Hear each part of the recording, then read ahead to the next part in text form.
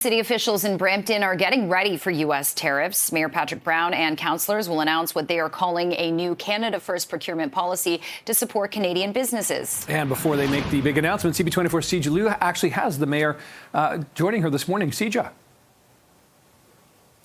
That's right, Jen and Nick. The mayor is taking action now as we are just hours away from those potential tariffs kicking in. I have Mayor Patrick Brown joining me ahead of his press conference where he's going to announce the city's latest strategy when it comes to protecting local businesses against U.S. tariffs.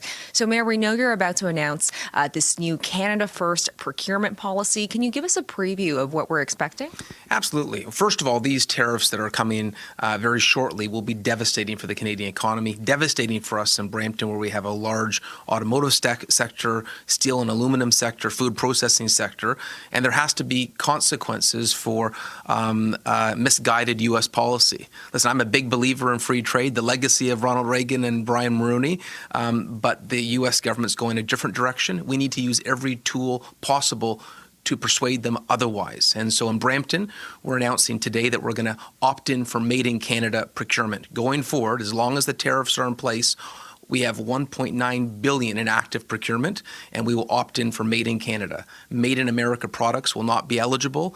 And we're also going to look at all existing contracts to see how we can even look at the contracts that have already been in place, if there are clauses that would allow us to change to Made in Canada products. And last week, you announced the mayor's tariff task force. Any update on how that is going and any opportunities that you're finding outside the U.S.? Well, with the mayor's task force for tariffs, we're really looking at new export markets. And there is an abundance of opportunity for Canadian companies.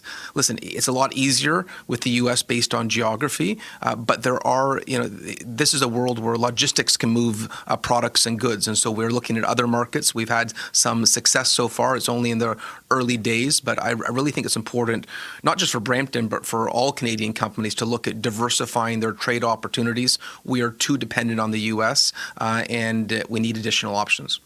And you have a very busy week ahead of you. You're heading down to Washington, D.C. to meet with lawmakers along with other mayors later this week. What will be considered a win for you coming back from that meeting? Well, I think right now it's a Team Canada approach. Every level of government is working together to really pitch Team Canada, to opt in for what's in the best interest of our country, regardless of the level of government, regardless of partisan affiliation. We need to work together. These tariffs will be devastating. There'll be thousands of Canadians that lose their jobs, and we can't take this line down. We need to use every tool possible, and whether it's changing procurement policies here, helping find additional trading routes, or frankly trying to change public opinion. We haven't given up on trying to change public opinion in the U.S. and to change decision makers in the U.S. And so I think it needs to be multi-pronged.